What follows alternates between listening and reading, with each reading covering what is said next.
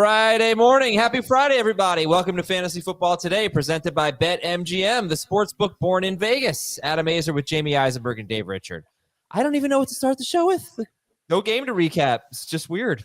How was your Thursday night, guys? It was lovely. How was yours?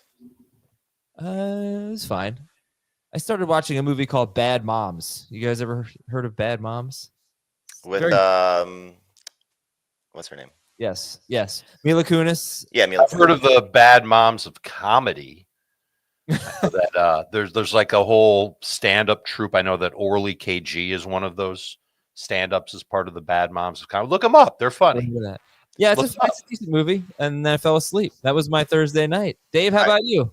I fell asleep on New Year's Eve watching The Joker Part 2. I just was gonna say I just saw that. That's crazy. And, all right, so you saw it. Was it like way too musically? It was awful. Yeah, I fell asleep. I didn't like the first one. You guys like the first one?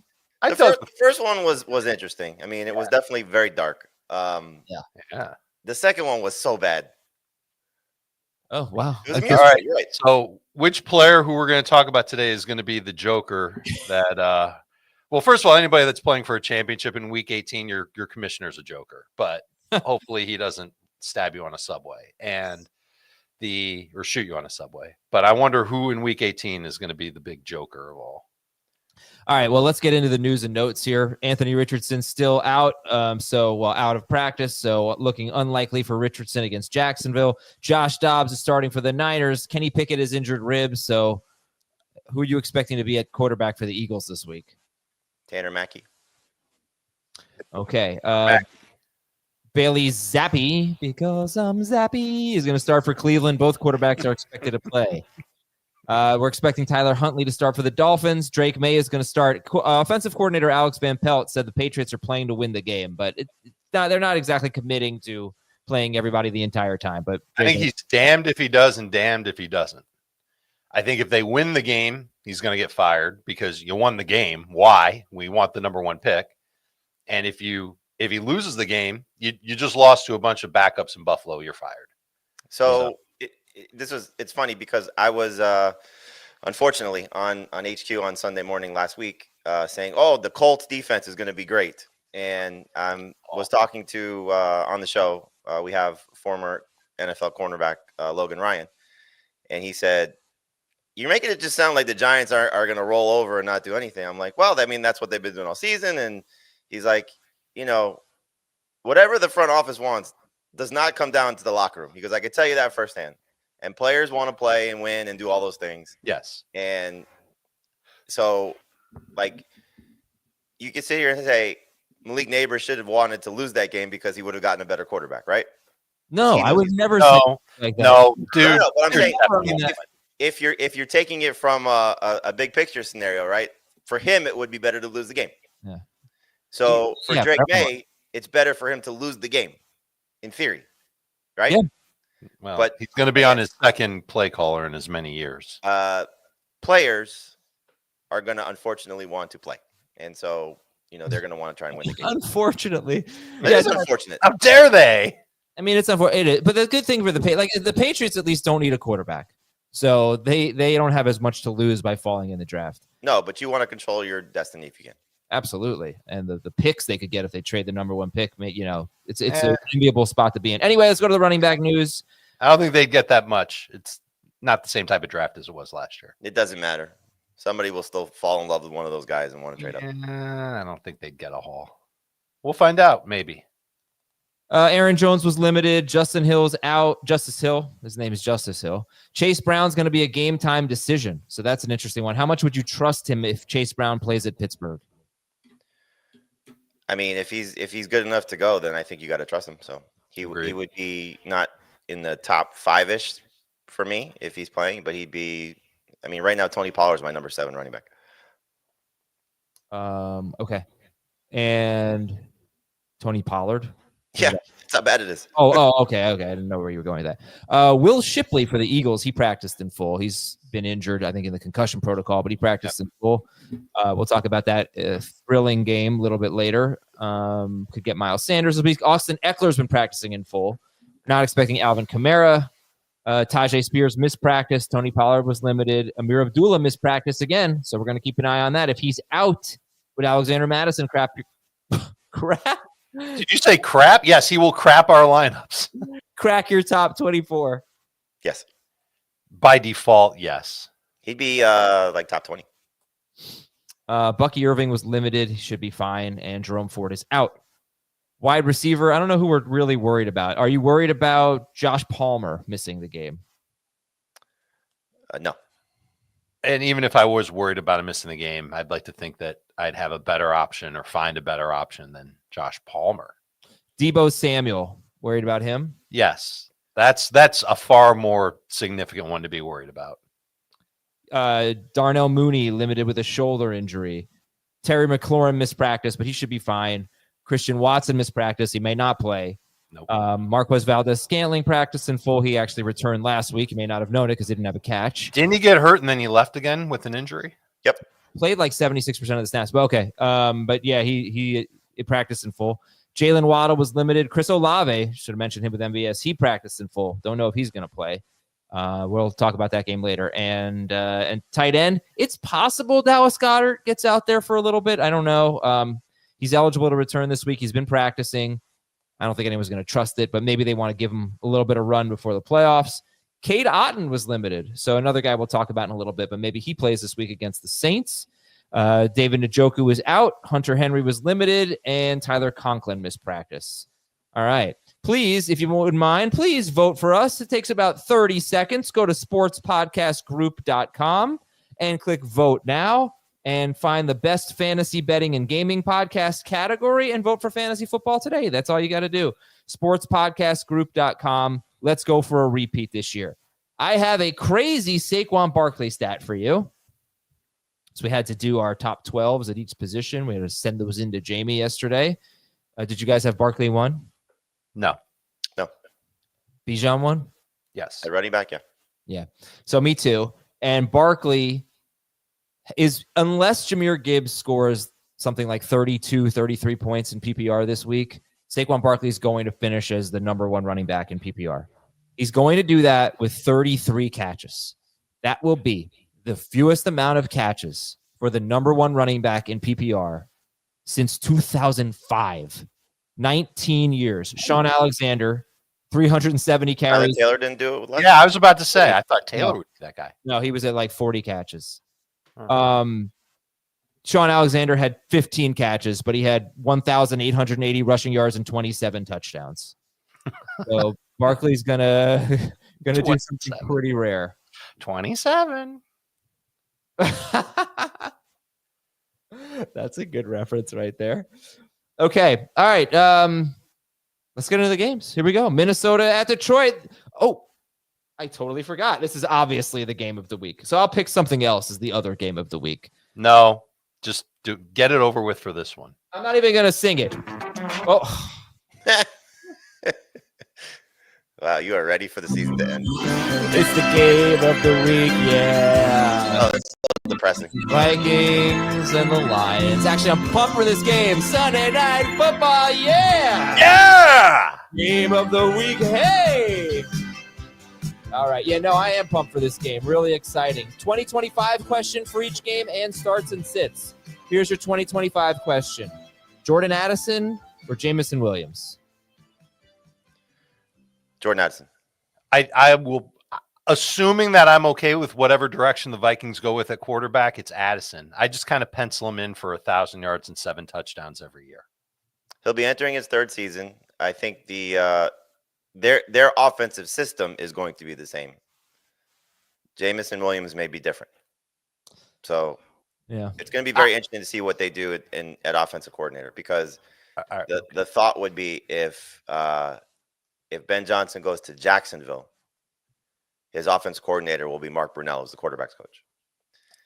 If Ben Johnson goes to Chicago, then maybe Brunell stays and becomes the Lions offense coordinator. I think the Lions already have an OC in waiting. I think it's a guy named Tanner Engstrand. Could be. I think we were talking about this on Sunday. You might have been around for that, James. But I think that they let him call plays in the preseason, and he's kind of the guy behind the guy. So then maybe Brunell's going with Ben Johnson no matter where he goes. No matter what, right? Which I think is kind of smart for Ben Johnson, just to have some like former players and older guys along with him. And Brunell would be a good one. Remember, once upon a time, I loved the brain trust in Detroit. And Brunell, I believe, was a part of that. So now that brain trust will move on to wherever Ben Johnson goes. Well, this game is a gift for us in Week 18 because there are just a lot of starts. In fact, I don't even know if there are a lot of tough calls in this game. Which quarterback do you like better? I know they're both ranked very high, but which quarterback do you like better? Darnold, slightly. I've got Darnold one spot ahead of Goff. And the 2025 question I asked, I'll ask it for Week 18. Who do you like better, Jordan Addison or Jamison Williams? Addison. You know, it's funny. I was a little concerned about Jamison Williams last week because the 49ers don't give up big plays to wide receivers. And they actually, honestly, he had a huge game. They did a pretty good job against him. He had a rushing touchdown, and he scored on a 41-yard lateral, which counted toward his receiving stats. Other than that, I don't think he had a reception longer than 12 yards.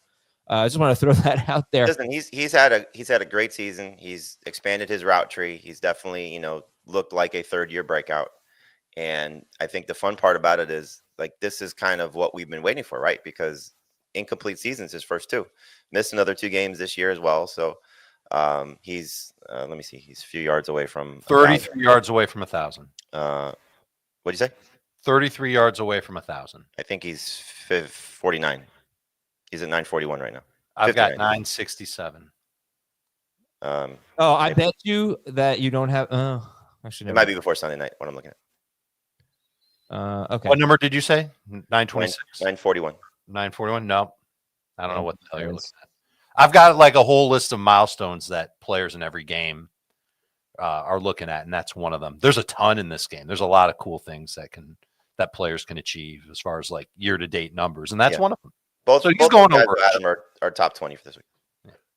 Yeah, I think Aaron Jones maybe is interesting, right? Because the Lions' run defense hasn't fallen apart, and Jones himself is, he's solid. He's a number 2 running back, but I don't know. Are you obviously we're expecting a big game from Gibbs. Are we expecting a top 10-ish game from Jones? Or how does he compare to Blake Corum and Michael Carter and Khalil Herbert? Oh, he's well ahead of those guys. I mean, for sure ahead of those guys. There's like Carter and Herbert are close, just because, again, as I've been saying all week, the guys that are playing with starters are a little bit more safer to me than the guys that are playing with backups. So Corum, Gainwell, Blake, Ray Davis, those guys are very risky. Carson Steele, they're all risky. I think with Aaron Jones, the thing that's been missing is touchdowns. So like last week, Cam Akers scores, he doesn't. If he finds the end zone, you're going to be thrilled about it. I think you're still starting him because he's got, for me, like a floor of 11 or 12 PPR points without scoring. And I think he'll be involved in the passing game. So, but you said it, the Lions defense hasn't fallen apart yet from a run defense perspective. I just don't know if they're going to hold up against this offense. He's 29 rushing yards away from setting a new single season career high, 88 total yards away from a new career high. So a lot for Jones to get in this game. Plus, it's obviously an important game. And running the ball should be something that I think the Vikings did a pretty decent job of it the last time these teams played. Lions defense clearly has gotten worse since that early season matchup. And there's just a huge opportunity for everybody to go off. But Aaron Jones certainly is a top 10 running back. How do you feel about TJ Hawkinson? Sam Laporte is a must-start guy. The touchdown-less TJ Hawkinson, how do you feel about him this week? It's first time facing his former team. He didn't play in the first game. So he's a top 12 tight end. 2 of his last 3, he's been over 10 PPR points. Again, like you said, no touchdowns. So he's right in that same range for me with Jonnu Smith, with Huntley. Jonnu Smith because of Huntley. Chigo Okonkwo, Tucker Kraft, like they're all kind of in that, once you get past like tight end 6, it's kind of a guessing game. So, or tight end 5 at this point. It's kind of a guessing game. So don't love the setup, but again, if looking at the bigger picture, if he gets me 10 PPR points, I'll be thrilled with it. And that's what I think he's like good for. I've got him ranked as a top 12 tight end. I don't know how you feel about the position this week, but there's just not a lot that I can trust. Here's a tight end that should play a lot, but he's no better than 3rd in overall targets, red zone targets, end zone targets, explosive plays among his teammates over the past 6 weeks. So he's almost like a 3rd, 4th option for this offense at this point. I think you start him and you hope that he gets you 10 PPR points. Like if you think that Mike Gesicki can just keep going on what he did last week, that's an easy start ahead of TJ Hawkinson this week. But that's the range that he's in for me. I wouldn't do that. No, I wouldn't do that either. I think the thing that you're No, looking I agree, but I'm just saying. the thing that you're looking at, what we saw last week was the Packers early in the game tried to take away Jefferson and Addison. And you saw a little bit more of Hawkinson. You saw a lot of Jalen Naylor. And the Lions will probably have a similar approach, trying to take away, something that the Vikings have to offer. It's much more challenging because their defense is so beat up. So will Sam Darnold continue to lean on other spots? Now, you saw from the Lions last week, and we've been praising their defensive tight ends all season. Well, George Kittle still had a big game, and Ricky Pearsall had a big game. So again, you saw a little bit of a diverse attack from the 49ers, not necessarily just relying on Debo, who they've been featuring 16 targets prior to last week's game. And then Jennings really came on in the end with Dobbs. Not that there's a 49ers conversation, but you saw like just everybody sort of involved to a certain extent besides Debo. So I think someone will be left out here for the Vikings. You hope it's Naylor as opposed to the other three, because the other three are going to be, certainly rostered in more leagues and potentially started in more leagues. So I think it's just it's an interesting game. And for anybody playing DFS Sunday night, they're all in play for the Vikings. Yeah, and someone from our research team at CBS Sports just did a great job highlighting how bad the Lions defense has been. They allowed 7.4 yards per play in December. The most yards per play any team has allowed in December in the Super Bowl era. 1,738 teams. They are last. They have been 1,738th. That's how bad the Lions defense has been in the month of December. It is unbelievable. All right. Think about that when you fill out your your playoff brackets or whatever you're going to do. Okay. Who do you like in this game? Minnesota. Vikings. I'm going to go with the Lions. Their defense is too good. All right. We're going to take a quick break here. JK. And we'll come back and talk about Chicago at Green Bay. 2025 question and starts and sits for Week 18. We'll be right back.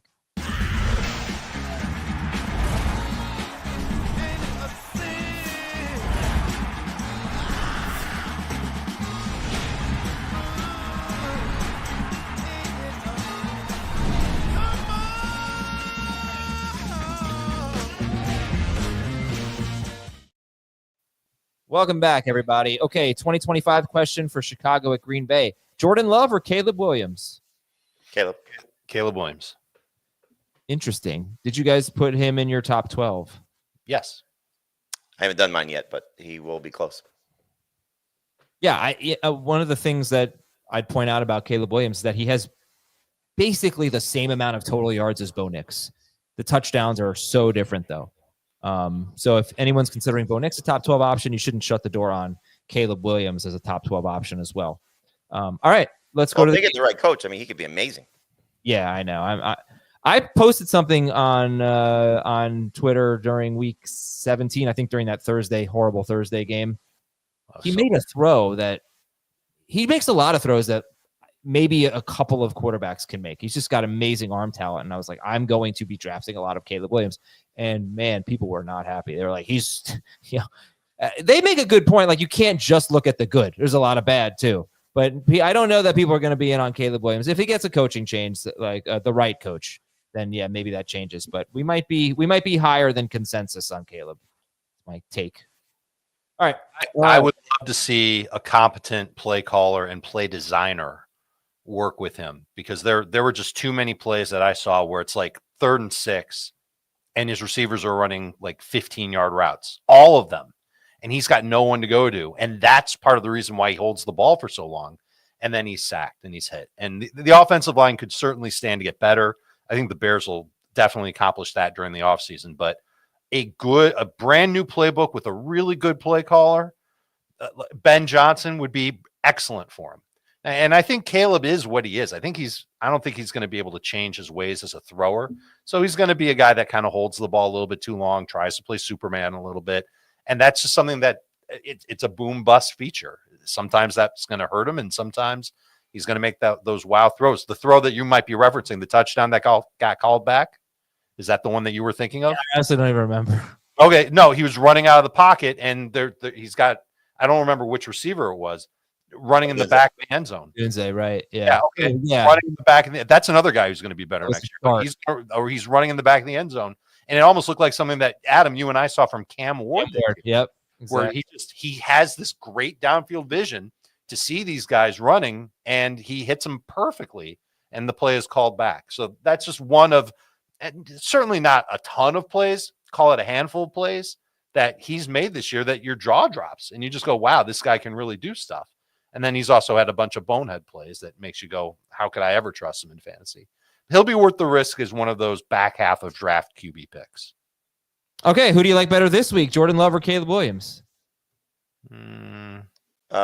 Williams, because I don't think Jordan Love will play a full game. Did you see what Josh Jacobs said?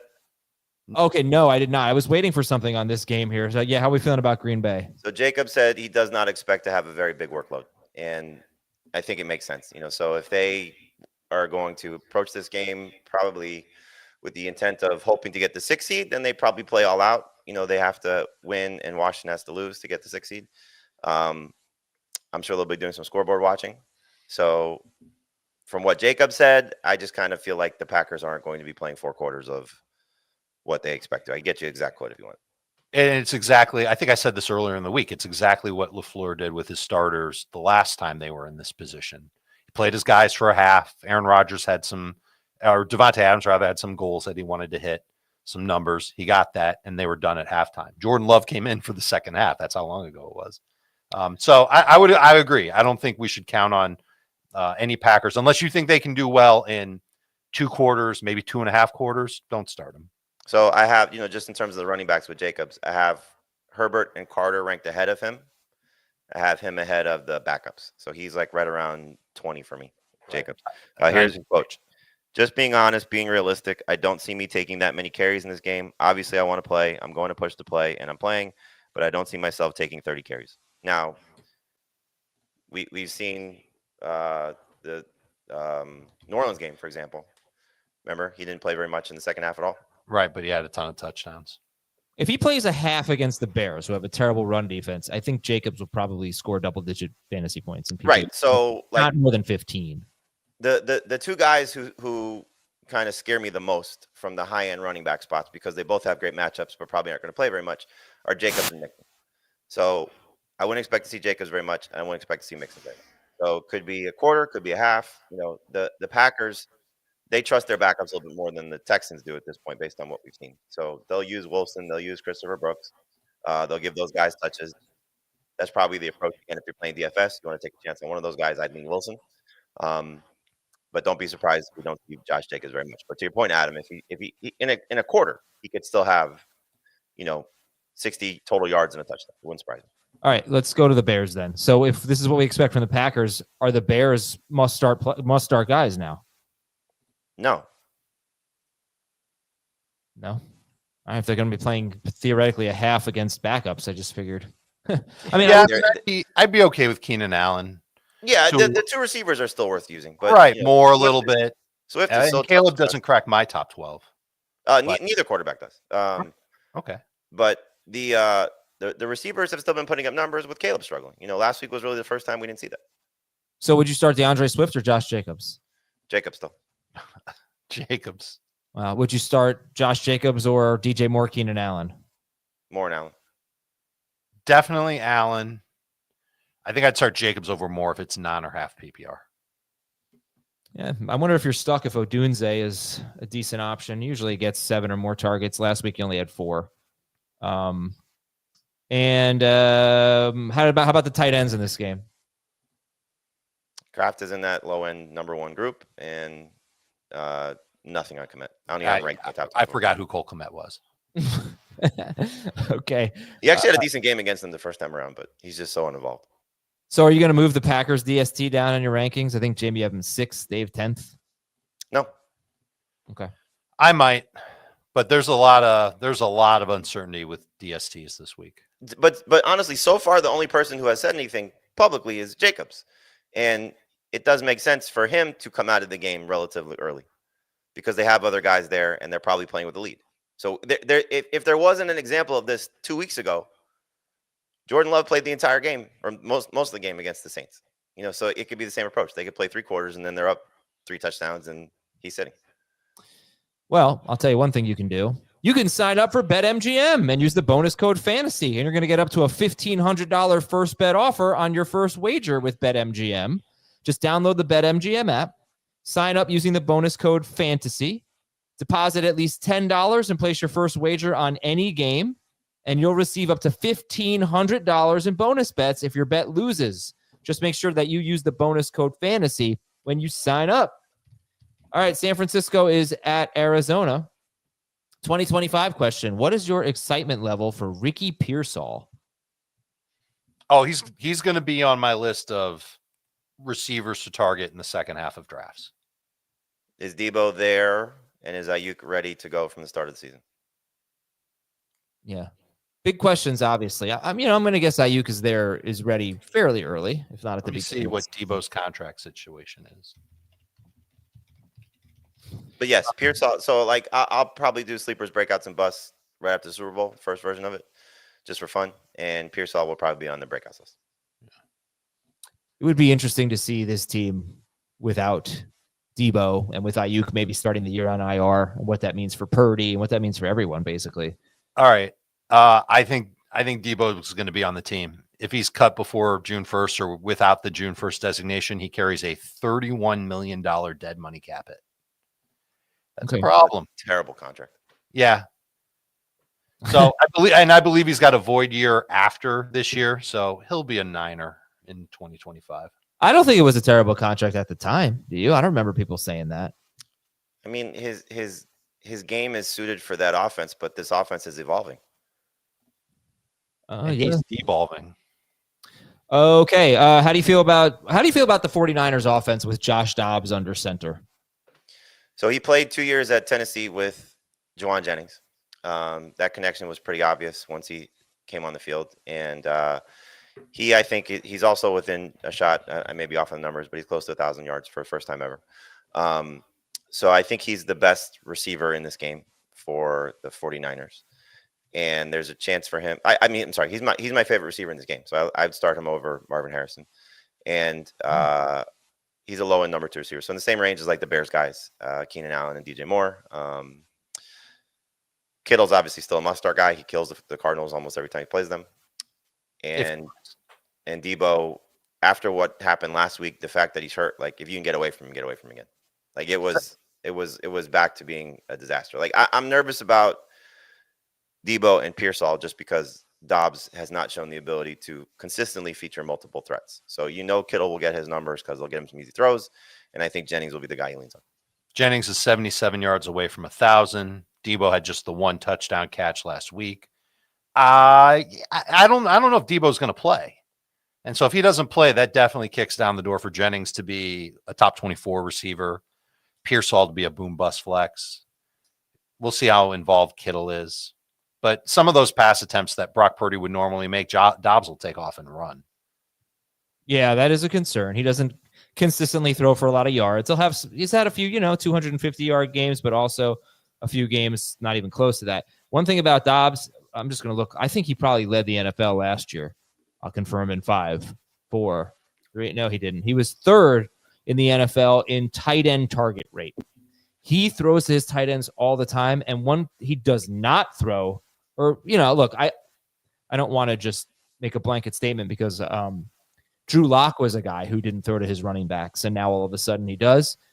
But Josh Dobbs did not throw to his running backs very much at all.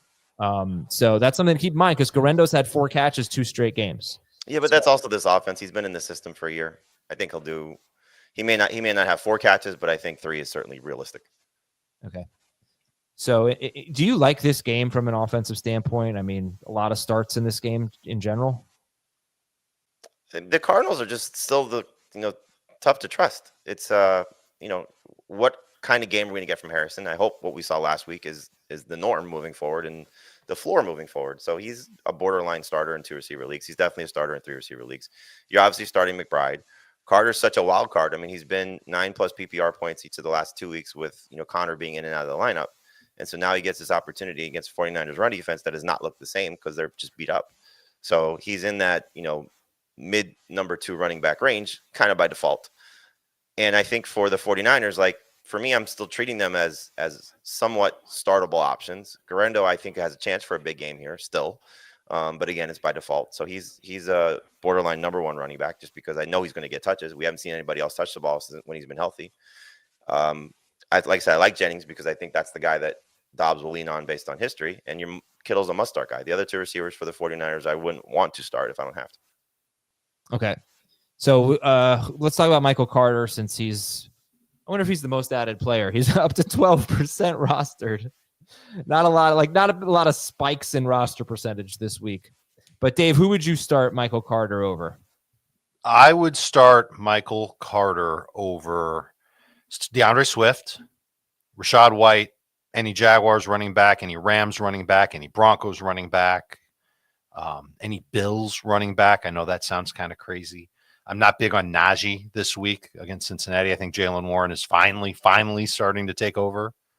And I'm not sure what to make of Brian Robinson and the fact that he's sharing with two other guys. So I'd start Carter over him in PPR. I agree with all that. And I would start him over Mixon and Jacobs too. Would you start Michael Carter, who is, by the way, the most added player, up to 11% rostered from 5%? Damn. Would you start Carter or how about like Keenan Allen, DJ Moore? I think those guys the receivers are safer, but again, you're looking at what the Arizona offense has been. It's for the most part, when they've had to lean on one player, they've leaned on one player. And Connor's in a different tier than Michael Carter, but there's really nobody else for the Cardinals right now. And so he's been involved in the passing game. He had a 5-catch game 2 weeks ago. Kyler's thrown to his running backs, which has been great. I don't know. I mean, it feels like this is a 20-touch game for Carter. So he's still playing with his starting group. It's different than the Bills situation. It's different than the Rams situation. It's different than the Eagles situation. So when you're talking about one of these backups stepping in, he's got an opportunity, showing you that he's done stuff in the passing game, showing you that he has the ability to get, cut touches in the the majority of the field. And so is DJ Dallas taking him off the field for significant stretches? Well, that hasn't happened yet. So I don't think that's going to be the case. He might for some third downs. We saw that 2 games ago. We might have seen that last week too. I don't have it in front of me. They did. Yeah, they split third down work, but yeah, Carter gets so many more snaps overall and still gets catches. Okay, he's a top 20 running back. Would you start him over Garrett Wilson and or Devontae Adams? No. Not there yet, no. Okay. All right. Marvin Harrison or Garrett Wilson? Wilson. I have Wilson a few spots out of Marvin Harrison. Marvin Harrison or let's say Flacco starting, the Colts wide receivers. Pittman, Harrison, the other Colts receivers. I have Harrison over both the Colts receivers. Okay. And start Trey McBride. And if Marvin Harrison scores, he ties. Tell me if you've heard of these guys: Anquan Bolden and Larry Fitzgerald for the franchise rookie record in touchdowns. And if he scores twice, he breaks the record that they gave. And he's also 62 yards away from the second most yards by a rookie in franchise history. There's one thing we know about the Cardinals: when they want to get a guy a touchdown, 16 games later, it will happen. All right, Carolina is at Atlanta. 2025 question. Is Drake London a third-round pick? He is currently wide receiver 21 per game in PPR, but he's averaging 15 PPR points per game, which is usually a third-round pick. This could have been a good year for wide receivers, believe it or not. Is Drake London a third-round pick next season? 100%. No, I'm going to say no. I think he's going to be just outside of that group. What about you? Would you take him in the third round, Dave? No, not anymore. Okay. And Jamie, you would? Yeah, I mean, he's going to be in the top 15 receivers, and that's typically when we see that group go, especially after what we saw last year. So I'd be very surprised if he's not a third round pick. All right. In this game, who do you like in this game, Dave? Just lay it out for me. Carolina at Atlanta. I think any Falcons players, I would suspect that we'll see a full game from all their starters. They're still playing for something, and it's Carolina that they're playing against. So Bijan should roll. London's a good start. Mooney's a good start. Their DST is a good start. That's probably where I'll draw the line. I'm not ready to trust Kyle Pitts, maybe ever again. And Penix, there's just even on a week like this, there's still too many other quarterbacks I'd rather start. For Carolina, it's really just Adam Thielen, maybe Miles Sanders if you're really desperate at running back. If he comes back and plays, he's got that beautiful combination of fresh legs and Not a tough, not an impossible matchup. Falcons don't allow a lot of touchdowns, but maybe he gets you like 60 or 70 total yards. Maybe get you a couple catches on top of it. They can't go back to Blackshear and Mike Boone to bear their run game anymore if they can help it. All right, so let me follow up here because since Penix's taken over, I mean, Drake London's got like a 32% target share or something like that, or target per route run rate has been above 35% each of the 2 games. Mooney hasn't been great. He did have 5 for 82 on 6 targets against the Giants, but he only had 5 targets at Washington for 5.7 fantasy points. So put Mooney into context with some of the guys we talked about, like Marvin Harrison and Deebo Samuel and Ricky Pearsall. And then no interest in Pitts, even with this matchup. Panthers are just terrible against tight ends. I don't trust it. Even on a week like this, he's not a top 12 tight end for me. And then Mooney's in the middle of the wide receiver 3 range for me. He's ahead of Deebo Samuel if Deebo plays. He's ahead of, and this might be a tough call, him versus Olamide Zaccheaus, him ahead of Brandon Cooks, him ahead of Pearsall. I've got him ahead of the Packers wide receivers because of all the uncertainty there. Now we're throwing in that they might not play a full game. But that's the range for Mooney, who's 8 yards shy of 1,000. Anything to add, Jamie? No, I do think, Pitts had a good game against them the first time. It's not someone you clearly can start with any semblance of confidence, but there have been, some signs of life with Penix. If he catches the ball against the Giants, which is, clearly a huge gaffe that turns into an interception in Penix's first start, that could have been Penix's first touchdown. He goes to him in the most crucial of throws in that game again last week against Washington, scores a touchdown. Yep. So with just I think the one concern would be is the Falcons need to win this game. How much they just put it on Bijan Robinson and Tyler Algier and try and limit Penix from having to be a savior for them. Or are they scoreboard watching and they see what the score of the Bucs is and it's just, okay, hey, you know what? Go air it out. Have fun. And it's the Michael Penix show in the second half, which could easily happen as well, because that's, like a preseason game for them since they're done. So I wouldn't be surprised either way if Pitts has a good game. Like you said, the matchup's fantastic. He's a great, a lot of people playing DFS this week. Great DFS call because if he hits, he could hit in a big way. Okay. All right. We'll take a break and come back and talk about Washington at Dallas. And we'll be right back on Fantasy Football Today. Can you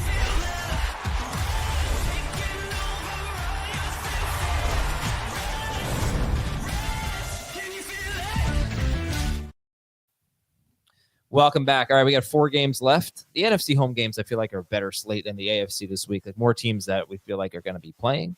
Washington can lock up, the 5 seed with a win? That's the deal here? 6. The 6 seed. Oh, right. The 5 seed is going to be the loser of Minnesota, Detroit. Right. And the 6 seed will play the 3 seeds. It's either going to be the Bucs or the Rams. Bucs or the Rams, right? Or Falcons. Yeah. Right. Okay, Washington at Dallas. 2020. No. It will not be the Falcons. Falcons will be the 4. So it will be the Bucs or the Rams.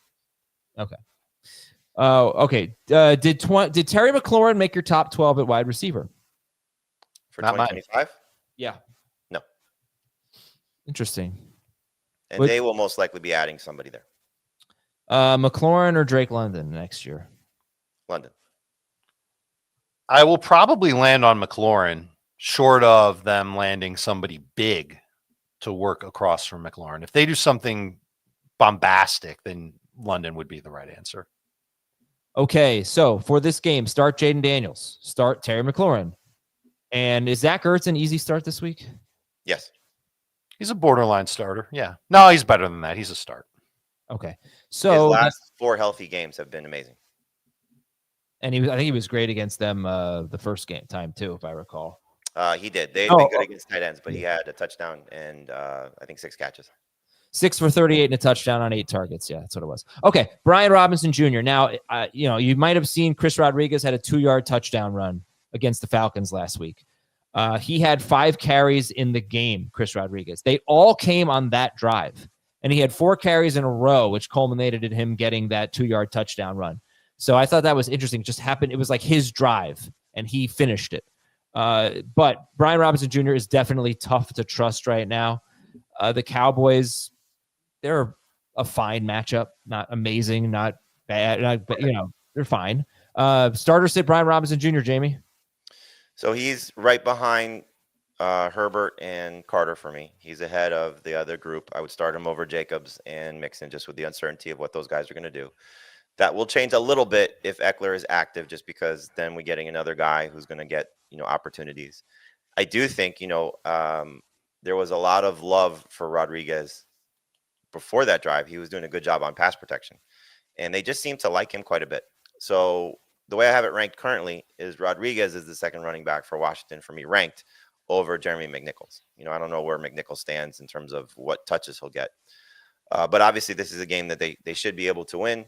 You mentioned the Cowboys run defense. When they first met them, Brian Robinson was my starter of the week. He got hurt early in the game. That was when he started to, I think, really show the flaws, because I don't know how healthy he's been. He came back against the Titans and had the big game. Then they went to their bye, and he hasn't been good since then. So they also have been dealing with some offensive line issues. Biotic, their center, has been in and out of the lineup. They should be fine now. This is the Jaden Daniels show at this point, though. So I think if you're trusting Brian Robinson, you're probably just doing it by default. He's touchdown or bust. If Eckler comes back, he's certainly not going to be involved in the passing game. So it's tough to say Brian Robinson is a safe running back for this week. The last time he scored a touchdown was against Tennessee. That was at the beginning of December. He played 54% of the snaps last week. And now here comes Austin Eckler to potentially – Eckler will probably take McNichols off the field, but he could end up cutting into that workload even more for Brian Robinson, who's not playing on third downs, clearly hasn't been scoring much, did play half of their 4 snaps inside the 5 last week. I wonder if they're slowly moving away from Brian Robinson, kind of like Jamie hinted at. So I don't feel very good about starting. I don't really see that. If Eckler's back, fine. But, I mean, you're talking about Robinson last week. He had how many carries did he have last week? 13 for 60. Yeah, that's a good game. And then you have 6 other carries from McNichols and Rodriguez combined. So 13 out of 19, that's not bad. You'd like to be a little bit better, but I don't think they're getting away from it. I think Rodriguez, like I said, he had one drive. He had 5 carries all in one drive. Just happened to score on that drive. I don't know. That's my interpretation. It's just he hasn't been running with the same explosiveness, since that Titans game where he looked awesome, against the run defense at that point that has still been, holding up pretty strongly. I just wonder if, again, he's healthy, offensive line's healthy. Clearly, Jaden Daniels has gotten healthy, when he was, banged up with the rib injury, and now it's just completely dominating the offense. I don't know. I mean, I think, again, Robinson is just more of a number 2 running back by default. If everybody was playing active, healthy this week, he would be probably outside the top 24. He'd be like 30. All right, I have a couple of questions from the chat about this game. Although it looks like I'm missing one. I'll find it. I saw one, Brian Robinson or Rashad White. I'd still go Robinson. Oh, that's what it was. Yeah. Robinson and Rashad White. Yeah, the concern I brought up about Rashad White last week completely played itself out. He's being phased out of the run game, and if they're not trailing, then he could have a terrible game, and he did. Okay, Hugh, with your funny name. Michael Carter, Brian Robinson, Rico Dowdle, Devon Achane. Who sits in PPR? Robinson for me. Mm-hmm. All right, so that brings us to Dowdle, who you guys do like. Do you like Dowdle better than Michael Carter? Yes. I do too. All right, you guys like Dowdle then? They're back-to-back, but Dowdle's a notch ahead. I thought what Dowdle did last week was pretty impressive. With everything sort of just crappy around them, still getting 100 yards rushing was good. And this kind of started his run was against Washington when he had the 96 yards rushing. He should have had 12 PBR points. I think he lost fumble in the game. So he's, Zeke is gone, and he'll still lose some passing down reps. But I still think you're looking at this is their offense right now. 100+ rushing yards in 4 of his last 5. The Commanders have allowed at least 16 PPR points to each of the past 3 running backs that they've seen. Question: Dowdle or Chase Brown? Brown if he plays. But I don't think it's that far away because I just don't know how effective Brown will be. Dowdle or Aaron Jones? I have Jones higher. Brandon Cooks or Olamide Zaccheaus? Zaccheaus. Agreed. Zaccheaus or Brian Washington? Who's Brian Washington? Brian Robinson. He plays for Washington. I might go Zaccheaus over him and Parker Robinson. Okay. I have one concern about Rico Dowdle, though. Like the Commanders give up 5 yards per carry, so I do think he's going to run the ball well, but he's not catching the ball a lot right now. And the Commanders happen to be amazing at this. They give up the third fewest receiving yards per game of running backs. This is also one of these games where if they have a lead, they may start to pull guys. Washington. Yeah, they might. All right. And Brandon Cooks, did he even crack your top 40? He's pretty close. I mean, again, 8 targets were good last week, first game without CeeDee Lamb. The Cowboys are talking about maybe not playing Cooper Rush the whole game. So just keep that in mind. Mm-hmm. Trey Lance. Yeah, Mike McCarthy was like, I think he tried to be coy on that. Like, I don't want to talk about it. That's my Mike McCarthy impersonation. But yeah, Brandon Cooks is in my top. He's in Dave's top 40. He's 35. If we're concerned about Tucker Kraft not playing a full game, would you start Jake Ferguson over him? No, he's just been so bad with Cooper Rush.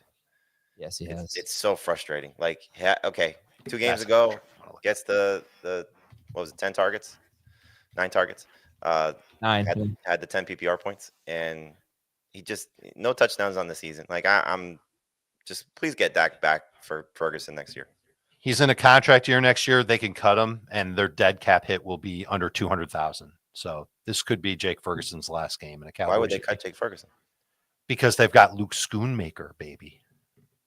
The Saints are at the Buccaneers. By the way, Commanders DST is a low-end starter. Saints are at the Buccaneers. 2025 question: Alvin Kamara or Bucky Irving? PPR. Bucky. Yeah, youth is served. Go with Bucky. Yeah, it's got to be. All right. Here's a fun stat about this game. Cade Otton is the only tight end to score against the Saints this year. How about that? Is this a more or less start them all, sit them all? Other than we're not going to start Rachaad White, I don't think. But is this list like a much basically start them all, sit them all kind of deal? You're starting Evans. You're starting McMillan. You're starting Baker. You're starting Bucky. You're sitting all the Saints. Yes. Our boy Mike Evans, 85 yards away from 1,000 for the 11th straight year. Yeah, he did it. Yeah. What if Olave plays? Any interest? I think Not Evans as a starter. He'd be in 3 receiver leagues, but it's still Spencer Rattler. Yeah, I don't trust it. First game back, backup quarterback. And I know it's the Bucks. Maybe for that reason alone, you go with Olave. I'd like him better in like a big tournament in DFS than I would my lineup. And again, up big, probably going to pull some guys off the field, and then there's maybe some garbage time. But we've seen this situation for the Saints 2 weeks ago, playing against backups for the Packers, and it was still ugly. Do you think Baker Mayfield throws a touchdown? Yeah, he has a lot of incentives. He will have 40 touchdowns if he throws one. That's unheard. Like maybe we could have talked ourselves into Baker Mayfield having a good year back in August. 40 touchdowns for Baker Mayfield. Holy cow. Incredible. That's another one to keep an eye on is, does Liam Cohen get a head coaching job? Yeah. All right. I have to bring it up just because I have to bring it up. Marshawn Lattimore is not there, but Mike Evans has played 6 games against the Saints without Lattimore, and he's been awful in 4 of them. I don't think this game qualifies. Yeah, I hope not. Would you start Cade Otton if he plays? Like compare him to Jake Ferguson? I would start him over Ferguson. Yeah, but that's not a high bar. And I start Pitts over Rotten. Okay. Yeah, how high on McMillan this week? Top 20 receiver. Do I have him that high? No, I don't have McMillan that high, but I do like him. Okay. Yeah. McMillan or the Bears guys? McMillan. All right. I've got Allen over McMillan. Close call between him and DJ Moore in PPR. I do have Moore a little higher. I think just the way Baker has played since McMillan has come on, McMillan's been such a huge part of it. And you got a little angry Baker. Didn't make the Pro Bowl. Interesting. I think he's grown and has bigger fish to fry than making the Pro Bowl He's shown game. so much maturity. Your fish to bake, even. All right, Seattle's at the Rams. 2025 question. JSN or Kyron Williams? Who goes first in PPR? Kyron. That's a good question. I think it's Kyron, but I don't think they'll be that far apart on draft day. You're going to hear me talking about this a lot. JSN's slot rate is like 77%. And unless that changes, you just do not find wide receivers that are great for fantasy purposes with that slot rate. I want to see the high. I feel like Cooper Kupp has flirted with 70%, but JSN's got one of the highest slot rates in football, and that's just not good. But rules are meant to be broken. Do you think that that's something that's changed, say, in the last 5 years? Because once upon a time, there were a lot of slot receivers who had monster numbers, and they played in the slot a lot. But that is such a high slot rate, because people used to consider Michael Thomas a slot receiver, and he was never anywhere near that. Right. Maybe 50%. I don't even know. Tyler Lockett was never anywhere near 70. I don't think. And maybe Tyler Lockett is the name you pull. I mean, I'm thinking about those Patriot slot receivers from back in the day. Or Fitzgerald when Arians was there. He's Chris Godwin when Arians was in Tampa Bay. So yeah, I don't think True Media goes back that far with their slot rate. I think it's 10 years or something like that. So I don't know. Wes Welker. Well, I mean, I remember watching Wes Welker and Julian Edelman. They were hardly ever out wide. It seems that way, but you don't really know unless you're really tracking it. But I'll see if I can find it for. I would imagine Welker in Denver was probably close to that. See if I have anything on Edelman. Okay. Anyway, let's see. Slot rate. Do we have slot rate? I have 3 years of Edelman's slot rate. 52.3% with the Patriots. This is 2018, 19, and 20. 52.3, 79.2, and then in his 59.2. In his last year, Edelman had a 73.2% slot rate, and he only had 39 targets that year. So he had an amazing year in 2019 with 100 catches, 1,117 yards, 6 touchdowns. Not amazing, but very good year. And his slot rate was 59%. That's what I'm talking about. You would not even think for 1 second that Julian Edelman lined up out wide 40% of the time, but he did. Oh, you're right. And JSN, 77% slot rate. That's crazy. This game, is this like the previous one? Start all Seahawks, sit all Rams, basically? And I know they'll have some quorum questions, but is this how we're kind of viewing this game? Pretty close. I mean, Charbonnet's the start of the week, so he's going to reward us in a big way, which unfortunately he should have last week. But yeah, Rams are going to play a bunch of backups, and Geno has 3 pretty significant incentives that he is going to reach if he plays just average. So he's got the chance for, I think, 5 incentives that would get him $10 million. But the 3 that are within range, because he's not going to get his career high in touchdowns. But the 3 that are within range, if they win the game, he gets 10 wins. They get 10 wins, he gets $2 million. Right now, his completion percentage is at 69%. If he has a career high, right now his completion percentage is over 70%. His career high is 69%.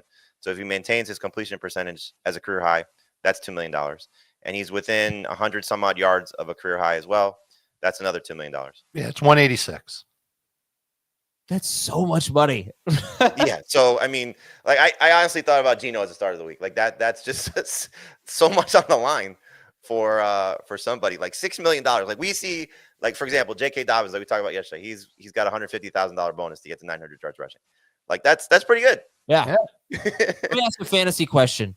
If you're the Seahawks and Geno Smith, because we were talking about splitting the pot before we went on the air today, would you say, hey, listen, we'll just give you $1 million. Don't even worry about it. Let's just split it. Don't play. We'll give you $1 million. Yeah. You'd say no. I'm going to go out there and we'll give and Mike McDonald talked about it at his press conferences this week, saying that he'd love to get his players. If it was here's 4, and you sit, they could keep 2. That's he wouldn't do that either. It would have to be $5.75 million. He has $6 million in incentives, basically. Yes. That's so you're attainable incentive, I would say, yes. You go out there and play, we'll give you $3 million.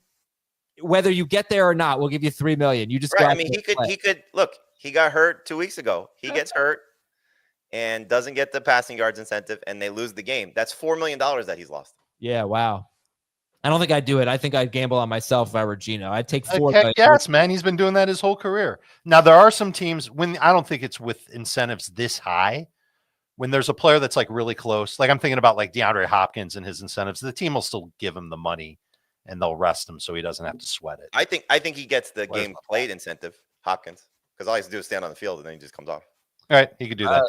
Question. So Charbonnet and Geno Smith's the top 10 guys, start him, and JSN's an easy start. What about Metcalf? You guys feel So good? after looking at this incentive, I wonder how much this played into Metcalf's targets, because completion percentage is huge here, and Metcalf obviously does a lot of stuff down the field.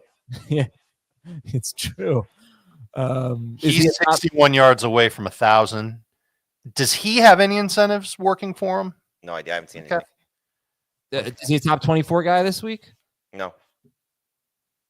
Normally I wouldn't ask me, but okay, yeah, because I mean, you could got an easy setup here against Rams backups. Yeah, he's not a sit, but he's a number 3 guy. He's in that group of like just outside the top 24 of like Marvin Harrison and DJ Moore and trying to think else, Michael Pittman, like those guys. Yeah, he's behind them for me, but he's ahead of Mooney, Alec Pierce, Zacchaeus, Cooks, Packers. How about this? Blake Corum or DK Metcalf? Metcalf. I would agree. You know, the heart wants to take Blake Corum, but the brain says no, DK. All right. So Corum in line for a significant workload, but not in the top 20 for these guys, around 24th, 25th, just because they have nothing but backups in theory. And it's not a great setup necessarily. All right. That brings us to the Giants at the Eagles. 2025 question. Who you drafting first? Tyrone Tracy Jr. or Devontae Smith? Probably Tracy.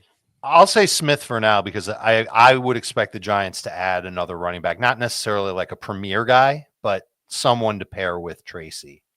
Tracy can still be the best back there, and we might be drafting Tracy ahead of Smith, but for now, I'll say Smith. Tracy is limping toward the finish line here. He's scored some touchdowns that have kept him afloat, but he's averaging like 3.3 yards per carry in his last 6 games. So it's not great. So anyway, who are the best starts in this game? Neighbors is Neighbors, I guess, is the only easy call here, I would think. Unless and I think Tracy is fine to start. I don't want to trust any Eagles players. If there was one I had to trust, I would assume that Will Shipley would kind of be in the same boat as Blake Corum. Just get a huge opportunity, but it's with backups. And even though it's against the Giants, I'd still be worried about Will Shipley having a big day. But Neighbors is in this race with Brock Bowers to be the record holder for most receptions by a rookie in NFL history. He's 4 catches behind Bowers. And I wonder if, the swan song for the Giants, besides winning, or for Dable, I should say, is just peppering Malik Neighbors with targets so that he can have like a 9-10 catch lead on Bowers going into the late games. Yeah, they're going to win. I hate it. It's so obvious they're going to win this game. Tracy is top 12. He's right around 12th for you guys. You'd start him over Josh Jacobs and Joe Mixon? Yep. Yeah, I'm there. And start him over Michael Carter? Yep. And Khalil Herbert? Okay. Yeah. Yeah, you cannot look at a single thing that the Eagles have done this year and apply it to this game. It is going to be backups for them. And the 8th pick in the draft for the Giants. Wonderful stuff. It's Giants DST. Any interest in the Giants DST? Slightly, but it's just too tough to trust. So, DFS, yes, because they'll be cheap. Redraft, I would look other options. But not Drew Lock. No one likes Drew Lock? No. I got him as 20th. Okay. All right. Wonderful. Good? Yeah.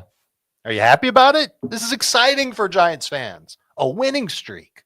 Sucks. Gosh, they suck. So do you want Dable back? Do you want Shane back? I don't care. That's the thing. It's apathy now. I don't think I want Joe Shane back. I think the drafts have just been too bad. It's hard to justify.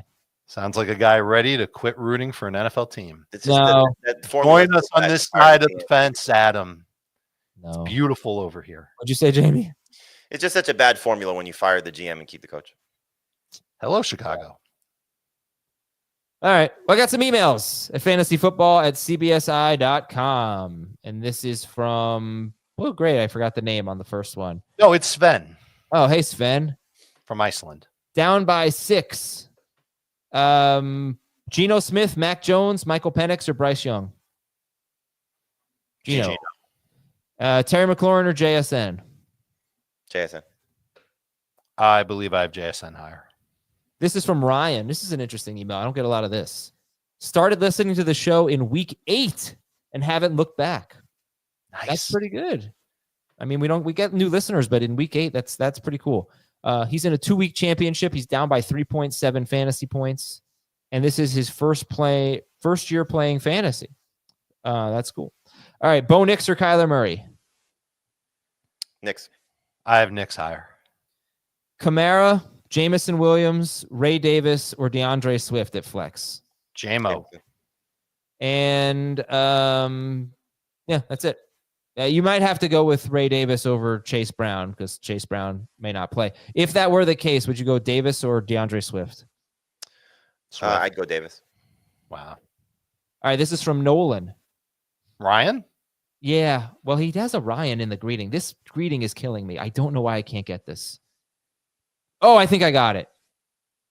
Dear Ryan, Daryl, Roy, Mike, and D'Angelo. Oh, I definitely got it. Okay.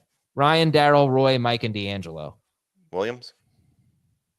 I think it's The Office. I just want Roy Williams, D'Angelo Williams. It's The Office. It's The Office. Who's D'Angelo? D'Angelo was Will Ferrell's character. Right. I also thought we might have Commanders cornerbacks there, but we're going with The Office. Okay, leading by 15 in a 2-week championship, PPR league. Pick 3 of these. One of them has to be a running back. So pick your running back first. Ray Davis, Carson Steele, Blake Corum. Davis. I'll take Corum. And give me 2 more. We got Ray Davis, Carson Steele, Blake Corum, Zacchaeus, Pearsall, and Mims. Corum and Zacchaeus. I'll take Zacchaeus and Pearsall. Okay.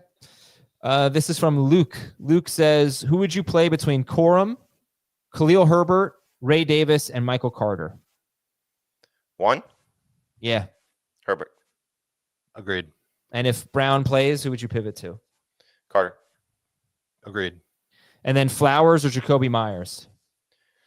Kobe. Myers, but it's close. What's the format? Jacoby. I don't think it says. PPR, it would be Jacoby, half Jacoby, non-Flowers. That was a reference, right, Dave? What are you talking about? Very good. Okay, this is from Maggie. Maggie wrote us a very long email, so she gave us her entire lineup. If Chase Brown plays, would you put him in over Charbonnet or Brian Robinson Jr.? Over B-Rob. Yep. She has Brock Bowers on her bench. She's starting Trey McBride. Would you start Bowers over Jalen McMillan? Is it full PPR? I don't know.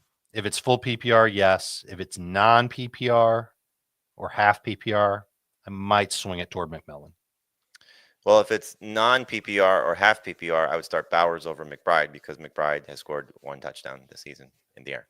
So I would go Bowers and McMillan for McBride. Okay.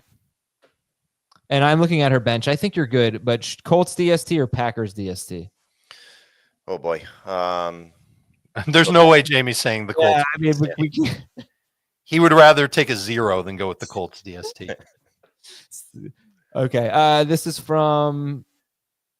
I went to dinner last night with friends, and as soon as I sit down, it's a father and son. They stare at me and they go, "So the Colts DST, huh?" And I go, "Yeah, they sucked." And they were like, "You're buying dinner tonight, Dave." That one's on you. I don't have an email. I don't have a name on this one. Dave, who's this from? Leo from Malibu, California. Dear Mrs. Mooney, Wormtail, Padfoot, and Prongs. Everybody knows that one. It's apparently Harry Potter. Okay. Penix, Caleb Williams, or Geno Smith? 4 point per passing touchdown. Geno. I have Geno ranked the highest. Pick a running back, a receiver, and a flex. He's already starting Charbonnet and JSN. So pick a running back, a receiver, and a flex. Juwan Jennings, Tyreek Hill, Jaden Reed, Olave, Abdullah, Corum, Ray Davis, Rashad White. You were done after the first 2. No, because you need a running back. Oh, crap. Abdullah, if he plays. Were the other running backs? Corum, Ray Davis, Rashad White. So it's Abdullah if he plays for me. If not, it's Ray Davis. And I would take Corum instead of Ray. And Jennings and Tyreek. Okay. This is from Cooper, who voted for us. Thank you very much. That's cool. All right, he needs to start 3. He's up 16 points. I don't have a scoring format here. Cortland Sutton, Tyreek Hill, Drake London, Jamison Williams. Starting 3? Yes. For me, it's between Jamison and Tyreek. I guess if you want to just go with the highest scoring game, you can go Jamison. I'd probably still start Tyreek, but the other 2 are easy. I think I'm sitting London, especially if it's not full PPR. All right, so Jamie's starting Sutton, London, and Tyreek. Dave is starting Sutton, Tyreek, and Jamison. This is from Mark Winters. And by the way, start Ray Davis over James Cook. Mark Winters says, my biggest money league plays into week 18 on purpose. I love the guys in the group, so I can't leave. Khalil Herbert or Breece Hall?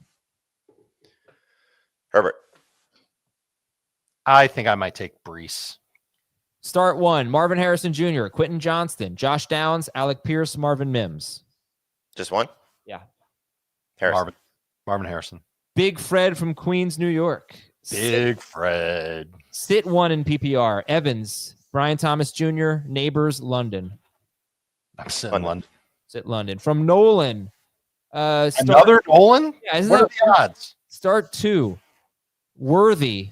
Can't start him. So start 2 of these 3. Pearsall, Mims, Zacchaeus.